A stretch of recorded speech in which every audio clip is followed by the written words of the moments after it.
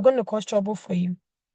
So once you have seen that your child is like you, help them overcome, shape their weaknesses, and then also expose their strength, encourage their strength, and help them overcome their weaknesses. You are even glad that your child is like you. So I don't know if that was you. I said you had two questions, and if anybody has another opinion to the answer, you can also answer. Sure, thank you so much. Mama Janet, I see your hand is up. Thank you, Lady Esla. You answered my question very well. Yes, I wanted to find out whether it's possible for a child to have more than one temperament, say a higher percentage of one and a lower percentage of the other. Because I know my daughter did a temperament quiz some time ago, and she said she was 81% phlegmatic and then 19% melancholic. Is that possible? Mhm. Mm. It's possible to have the two, but with my little research and experience, usually it is. So, like I said, there are two extroverts and there is two introverts, right? So the sanguine and the choleric are the extrovert traits or temperament. The melancholy and then the phlegmatic are the introvert. So usually it's supposed to be some one like either the person is showing higher percentage of the extrovert and a lower percentage or lower trait of the introvert. So you can definitely have two temperament, right? I think I share the same sentiment with you too, but in that case, it means that we need to really help you need to really, like also when you corner, you need to really harness the strength and help them to overcome the way, because melancholy means that naturally she's going to be reserved. I don't know if that's how your child is. Reserved. She doesn't want to, you have to encourage her to talk. And phlegmatic also take that time to do anything, you know. So my son is also, I think my son is also sanguine choleric. The first one. He's like 90% sanguine, 10% choleric. So when I was going through the study again, like I see these things in my child and I'm like, wow, I have to try to help him, because both of them are aggressive, character traits. So of course, yes, everybody has two. If it's 95 and 5, there's usually we show or we exhibit two temperaments. But usually it is the extrovert and then the introvert, right? So in this case, it means that is she very like quiet, reserved? She likes to read, she likes to keep to herself. Is she that kind of person? She takes her time to do anything.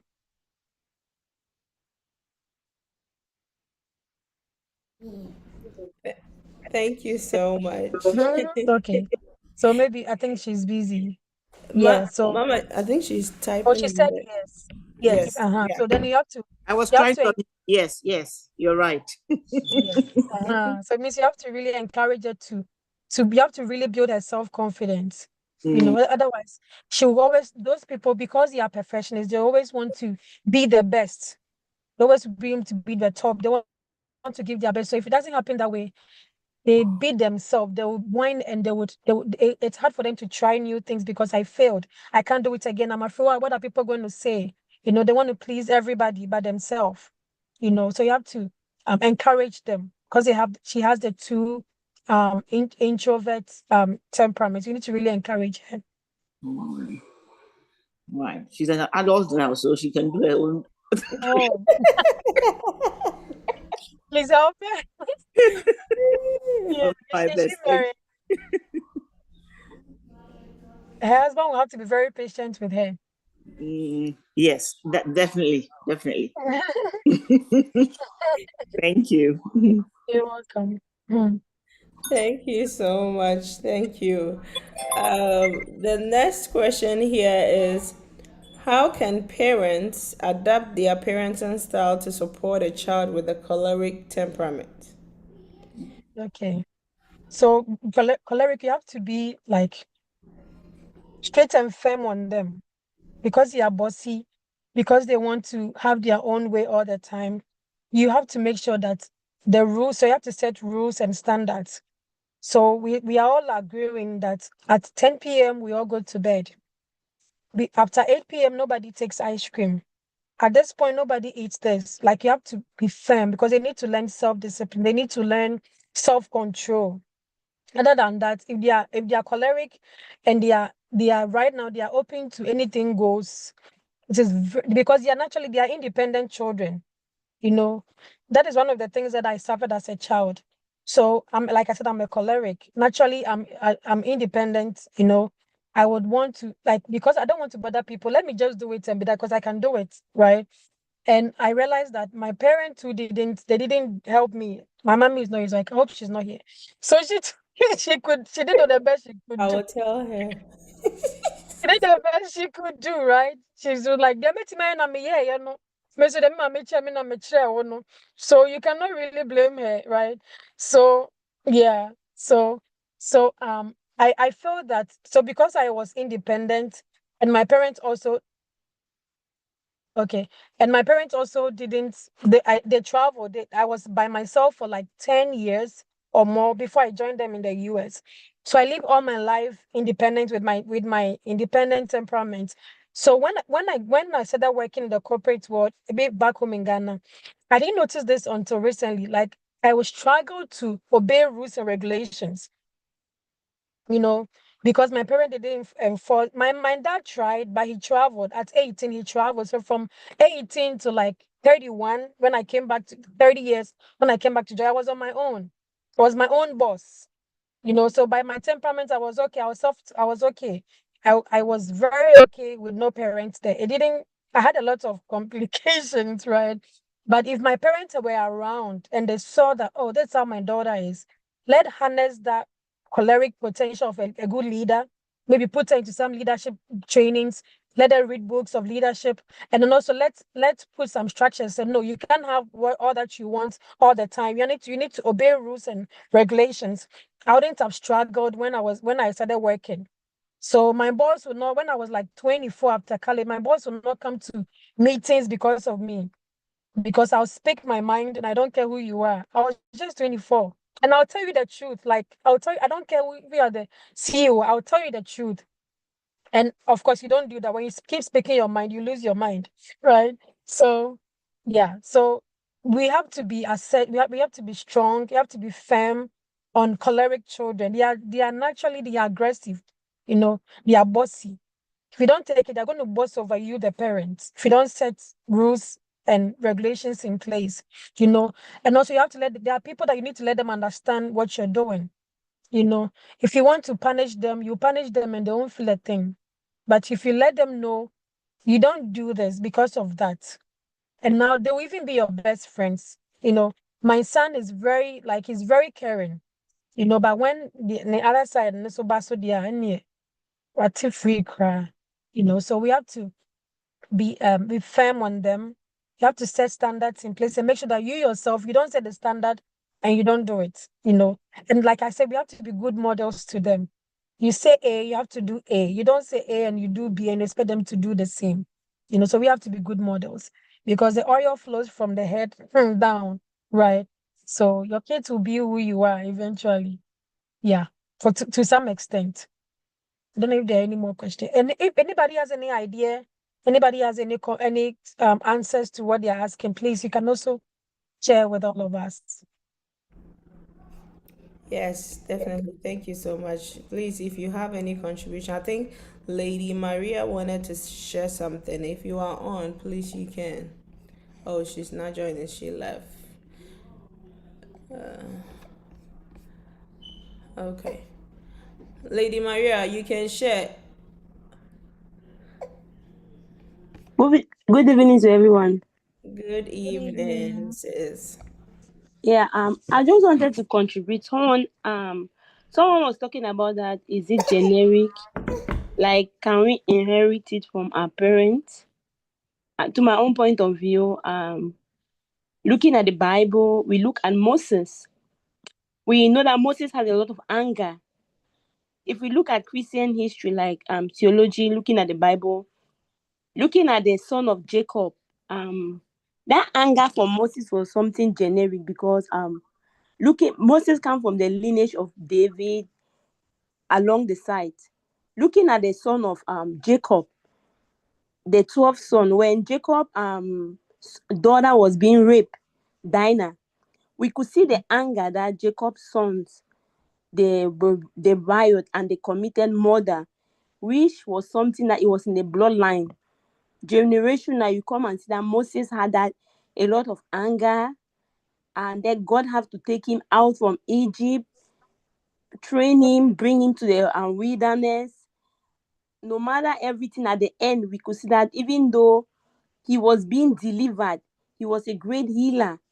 But at the end, because of that anger, we could see that God showed him the promised land, and he could not enter the promised land just because of that anger. So sometimes the character trait of our children is being inherited from our own bloodline where we come from.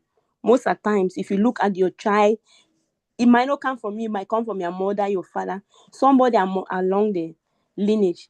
That's why, as believers, as we just what she was saying, because we are Christian, we don't just have to take it for light and say that's how my child is. My child is always angry. We have to pray over them, like for them not to suffer what we suffer, because there's a repercussion for everything that anyone do. Like the negative aspect of it, we could see our children, we can pray over and just pray they get better. Thank you. That's what I wanted to add. Very powerful. Thank you. And Moses was a melancholic, so his emotions were all over the place, you know. So when you were talking, this thing came in mind. So one thing I pray against a lot is satanic patterns in the bloodline, you know. So like she was saying, see David, you know, Jesse had extramarital affairs, so he had David. We believe that David is from his concubine. That's why he wasn't even counted. See how David also had multiple, you know, marital. He also had marital affair, and see his son Absalom. The only quite so see Solomon, you know. So like to a point, you need to really pray. So if you see those, when we said your son, and let me say sanguines, I was going to maybe in my conclusion, sanguines tend to be very charming. You know, sanguines are charming, like smooth talkers. Mbappe omo, like girls like them. So if you have a sanguine son, I'm not saying that is going to be how he is, but there is that, especially if you have that womanizing attitude or spirit in your family, like you have to cast that demon now before they grow up. You know, so we need to pray, put the fear of God in them, teach them the fruit of the spirit, and train them.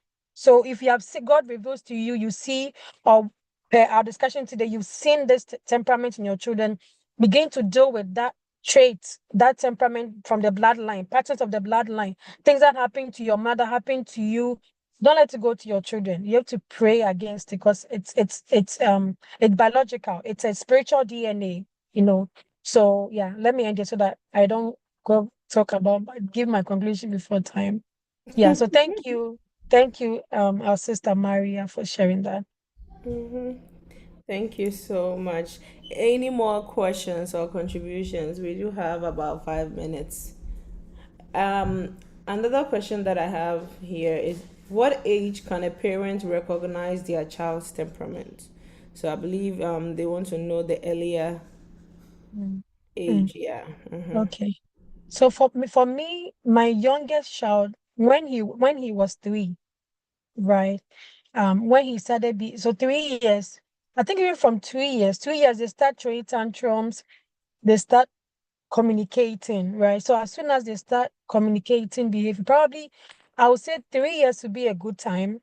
But it depends on if you're looking out for them. You know, if you are not, for me, because I have my the various things I do, and by probably my calling and the assignment that it's in my hands right now.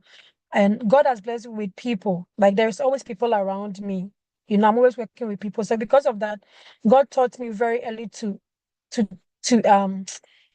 steady people. So when you come around me, I steady you. I want to know you so that I can relate to you based off on your strengths and your weaknesses, you know. So if you are looking for them, you will find them. So, like we spoke about ways to observe them, pay attention to the way they communicate, the way they communicate their emotions, with the way they speak, pay attention to their activities, how they involve themselves in activities, how they scream and shout, their energy level, you know. So, as young as my son, I found out when he was 3 years. He's not 4, but I can tell that he's a choleric. He's very bossy. I can tell sometimes he has anger issues. I can tell right now, So because I have it at the back of my mind, I know what his strengths can do for God. I'm careful to also craft, teach them. That would be my conclusion. Craft and or harness the strengths, out of him to be positive for the kingdom of God. And also try, and he won't be perfect. I don't expect him to be perfect, but as much as possible, help him to, control the weaknesses, overcome the weakness as much as he can, even from a younger age, So if you're looking for it, you'll find it, right? So maybe from 3 years, or maybe, yeah, 3 years should be a good time for you to tell the temperament of your children. Thank you so much. Lady Now, you can go ahead and then I will read out the last question in the chat. Thank you. I hope everybody's doing okay. Well, Yes. um, what I'll say is this is a good opportunity for all parents to learn about these things. Once you know your child, once you know about this temperament thing, and you know that it is an innate part of the child, it came from you or your husband or your family line. As soon as they are born, they start they show it. They show it. You will take and my children were like that. As soon as the one was born, ofa no one fan and fan so independent, won't even breastfeed unless you force this child to say, I came to this world to conquer and do my own thing. Just don't be my way. So I'll say everybody should learn. Start watching it out in your children because you will see it in even how they cry for breast milk, how they cry for food, how they cry when they want their diaper to be changed. I remember my sister-in-law had a baby here, and this baby was like maybe 9 months or less.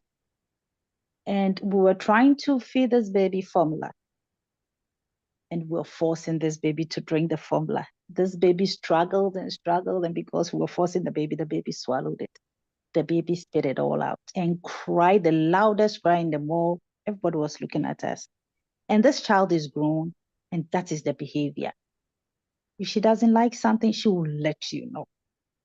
So learn these things and then pick it up. And as my sister just said, look at the strength, help them to build up on the strength and the weakness.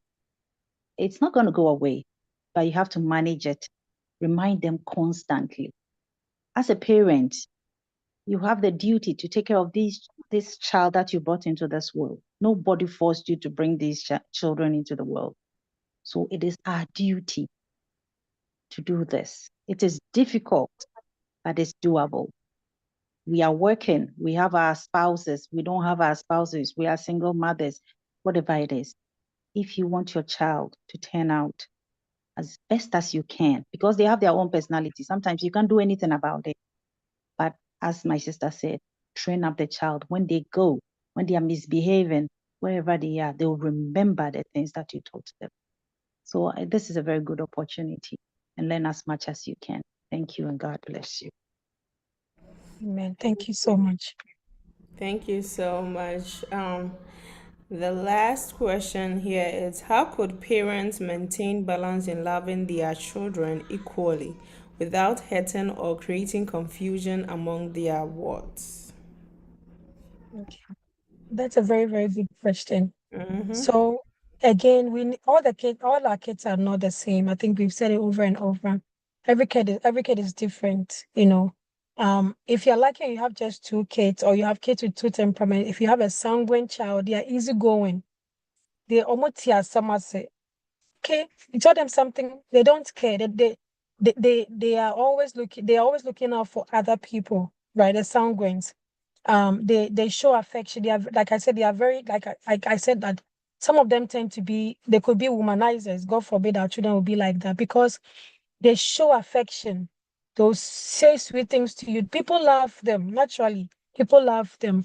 So if you have a sanguine who like thinks like Niama and Fan and Hosano, they understand. Say, okay, you have to make them understand. Say, this is how your and they may understand too that maybe your sister or your other's brother is melancholy, you know. So if there is a contention between the two of them, if the sanguine is the eldest, this is in my case, the sanguine is the eldest. So if there's a contention between him and the second one, I tell him he will easily understand and give it up, you know. But if you have choleric and melancholic twins or one after the other, and that is my problem at home. My last two are choleric and melancholy. So they can be the best friends in a minute, and the second is like they are like Ukraine and Russia.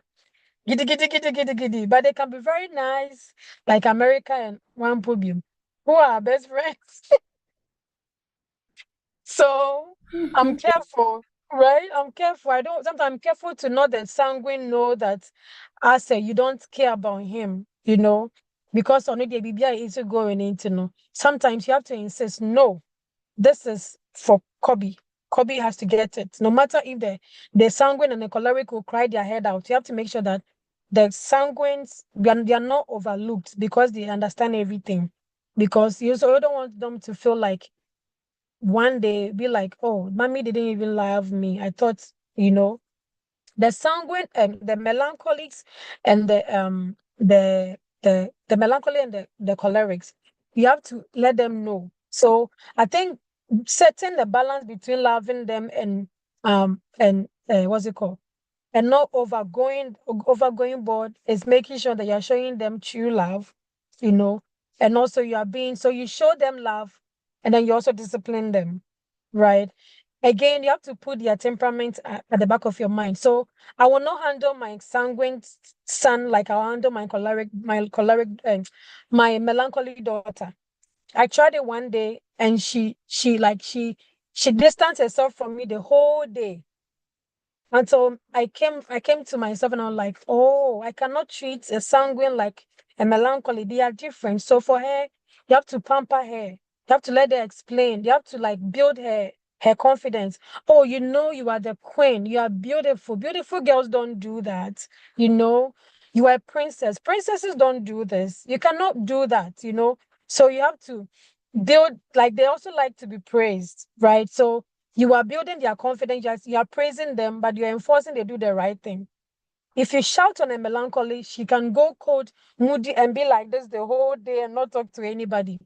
But you can shout at the sanguine and he doesn't even care. You come back to you the next minute singing and laughing and like kissing on you, and like nothing has happened. Okay, so it goes back to us knowing their temperament, us knowing their strengths and their weaknesses, and also us being firm. So you know their weakness, you have to be firm, manage their weakness. There's no two ways about it. You know their strength, praise, encourage their strength also. If you think so, oh, when I said he's going to be offended, I don't want to offend their emotions or hurt their feelings, and so I'm not going to talk about it. You're going to hurt them, right? So if you have let them know that, oh, you know your sister likes to um I'm trying to put it in a very nice way where we will understand it. If so that the sanguine will not think that you are overriding him, let him understand, say, that's how your sister is. You know that she likes to be. You can talk to them even without the melancholy sister knowing, or the choleric person. You know, I told them, Kojo is aggressive. So if he tries to create tension or he tries to bring fight, please try to resist him. I told them Kojo is aggressive, so avoid him. Oye she likes to keep to herself. She likes things for herself. Oye she doesn't like to be shouted on, so don't do that to her. Be calm with her, you know. So you have to let them understand. Everybody, I tell them, so Kobe knows, Oye knows, but Kojo is a little boy. He's a color. He's a little boy. He won't get it. But I tell them, Kojo is aggressive. He's bossy. So I don't fall into his temptation. Overcome his temptation. You know. So hopefully I've been able to answer your question. But if anybody has another If you have any contribution to, you can also add it. But hopefully, I've tried to answer. So let them understand. Let stick to like let them understand their strengths, and their possible. I don't really point the weakness to them now because they are young. So I try to um bring out their strengths. I tell them the good things that they can be in the future. And then I find a way to communicate their weakness, but not in a way um to uh to dampen their confidence. Thanks. Thank you. Thank you so much. Thank you. Lady, now you can please go ahead. Um, to add up to what our sister just said, one thing I learned with my kids and with a little reading that I did is to implement the love languages as well. If you don't know much about the love languages, it's a common book that I think I have one somewhere that you can get online and just read it or Google it and you find out what the love languages are. My kids are the mixture of everything. And I have one hard-headed, I like. So if you have choleric child, they do very well with words. So the words that you tell them, hey, why are you? Hey, we abofra papa. Okay, abofra papa, I don't like using that word because you need abofra bone. But you say positive things with your words to these children, especially when they are cholerics, and it boosts them up. At the same time, make sure that you don't put in negative words because your negative words will affect them deeply. So mind your words with the cholerics. You can reward them with words. The melancholics, they are personal touch people and they are quality time people. So you see your children, some of them, when you hug them, they love it. They don't want to go. It's like they are babies. And some of them, you touch them and they're like, don't touch me. No, no, no. It's like, mommy, don't touch me. Did you drink from my cup? Really? See, so when you have the melancholics, spend quality time with them. 5 minutes, 3 minutes, just hug on them. And they love that. The sanguines are the gift people. You can buy a gift. It doesn't have to be expensive. It's just the thought behind it. You find a stone and you bring it to them. Oh, I saw the color of the stone and I'm like, oh, this one looks like your eyes. And they are like, yeah. And they are happy. So these are some of the ways that you can express love to the kids. Some of the kids, you have to make time, like you have to have a timetable to spend with them. But because you have multiple kids and you may not be able to do that all the time, the least chance you get with these children, know their love languages and give it to them. They'll be fine. Thank you. Thank you. Thank you so much. That was very powerful. So Mm. just to add, the melancholy, they like hugs, right? So my daughter, she can just come to me and say, Mommy, give me a hug. And I'm not really naturally, I'm not a hug. I'm not really a hug. I was to say, or somebody, I don't like hugs that much. But because of her, I have to like it. She'll come and hug on you and she'll hold you tight and she'll just be holding you. She can come and sit on you, put her head on you. That's how she shows. That's how, if you do that, if you push her away, she will think you don't like her, you know. So yeah, that's the book. Yeah, so it's good. Let's get the book and read it. Like again, let me just end here so that I won't go ahead of myself. So please, because of our time, I'm just um Auntie, do you want me to give my final words now? Lady Yes. Christina. Yes, you can go ahead. Okay. All right. So I would like to once again thank you all so much for making time coming here. I see some of my Kingdom sisters join. Thank you. I the only names I saw, Joycelyn, Efua, and Mavis. Thank you for coming. And everybody else who joined that, I didn't see your name. Thank you so much for coming to support a sister. I really appreciate it. And thank you again, Mrs. Okanta, for this opportunity. I love talking to people. I don't like talking a lot, but I like, you know, leading conversations, right? And I thank you for the opportunity to come to lead the discussion. I'm really honored and I'm really humbled to meet such awesome, smart people right here. Thank you all for coming. Um, so my conclusion will be from Proverbs 22, verse 6, that train up a child in the way he should go, even when he is old, he will not depart from it, you know. So like I said, every kid is different. you know. And no kid is a mistake, even if you had them inwardly, right? Even if you think you had them at the wrong time, no child is a mistake. They are all brought up for a purpose. God brought them all here for a purpose. And it's up to us as parents to identify what calling does my children have. Aside the temperament will help you to really open up to for you to know or match their temperament to their calling. Like it makes it easy for you to identify that, oh, okay, so then this child has a potential of being this in this field, in this calling. So when God tells you, it will be like it's easy to really identify with it. But as parents, the least you can do for your child is to ask God to help them with their calling, right? Let us be intentional about their future. I'm very, very particular about the future of our kids. Like my mantra is no child wakes up to be responsible overnight. You know, it's intentional. It's gradual, just like we plan our holidays, just like we are planning our retirement, just like we are planning our savings, just like you are planning your day. The lives of our children are most important. The least you can do is to find out what is the way the Lord has called our kids to be. In which way? Are they called to be doctors? Are they called to be pastors? Are they called to be what's it called? Lawyers? Are they called to be accountants? Are they called to be full-time ministers? Are they called to be evangelists, prophets? What is the way that God has called them? Okay. You have to know. Once you know, it's easy to direct them wherever they have to go.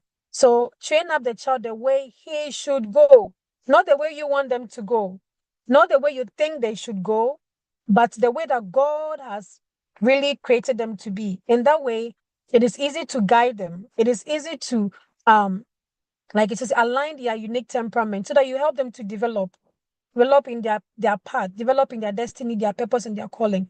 But if you yourself, you don't know what your child is supposed to become, you know, if I don't, it would be too harsh to say that. But again, I can only use Trump because he's the living witness right now. At least Paul was able to convert. Saul became Paul. So we have a good testament about him, right? Um, who else? Um, Abraham apparently is a phlegmatic. Hmm.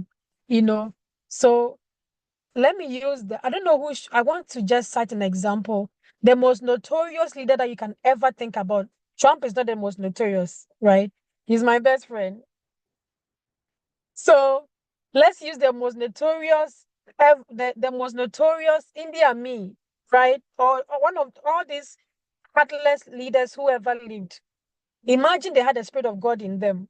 They would have channeled their energy of aggressiveness into making the world a better place to live, you know. So please let's help our kids to be responsible.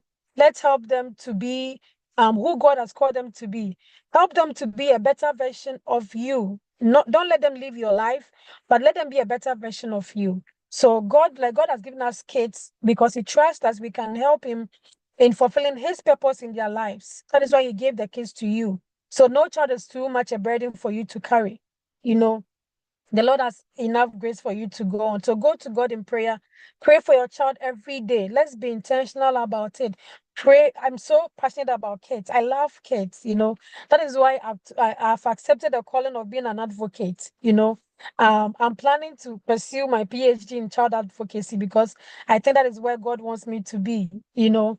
So let's be intentional about it. Let's raise the kids so that in the future, when you see them, when you go to visit them in their marriage home, or when you give them out as marriage, there will not be liabilities to their wives or their wives or their husbands. But you'll be very proud of your children. You won't see your child and they ask you now, by the way, you can't say where they are because you know, say maybe I'm warning you. But you'll be very proud to talk about your children because you did the needful. You helped them. So may the Lord help us to help our children to be who God has called them to be. In Jesus' name, amen. Amen.